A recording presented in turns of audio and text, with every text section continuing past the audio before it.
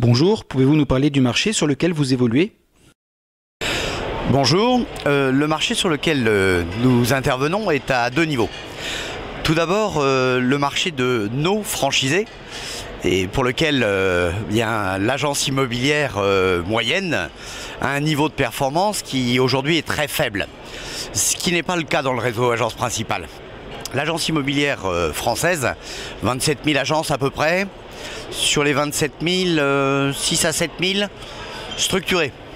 Les agences structurées ont un niveau de performance à peu près correct, avec une moyenne de 35 ventes.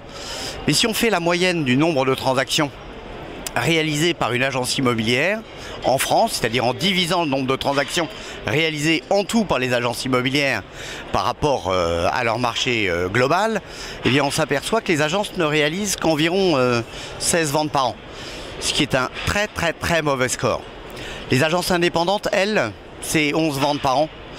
Les agences franchisées ou les agences structurées, c'est 35 ventes par an.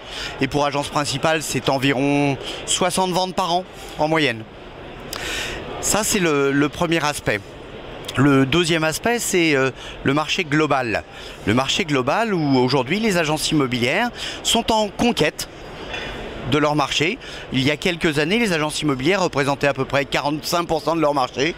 Aujourd'hui, on est plutôt de l'ordre de 65%. Et le développement du professionnalisme va tendre vers une augmentation encore plus importante du taux de pénétration des agences. Quels sont vos objectifs de développement? Et encore une fois, deux niveaux. Objectif de développement, avant toute chose pour nos franchisés, c'est faire en sorte que nos franchisés aient un taux de pénétration de plus en plus important sur les marchés sur lesquels ils reposent. Et pour ça, énormément de travail. Énormément de travail sur les outils, les méthodes, la formation. Le grand cheval de bataille du réseau agence principale, c'est la formation. Et puis la pénétration du marché franchiseur-franchisé. Et là je dirais, nous ne cherchons pas à avoir une présence et un maillage ultra fin comme nos confrères. Nous, l'objectif, c'est d'avoir de très beaux points de vente. C'est avant toute chose, l'objectif, c'est de faire en sorte que nos franchisés vivent extrêmement bien de leur activité. Quelles sont vos grandes actualités du moment? Les grandes actualités du moment, c'est avant tout les performances de 2016. Puisque cette année, 2016, nous avons mis plus de 10 agences au-dessus du million d'euros et plus de 45 collaborateurs au-dessus de 180 000 euros. Ce qui est tout à fait exceptionnel et qu'aucun autre réseau n'a atteint jusqu'à présent. Sinon les autres actualités, c'est le développement de tout ce qui est outils, méthodes et je ne vous parlerai pas plus avant de nos outils et de nos méthodes, mais de la formation.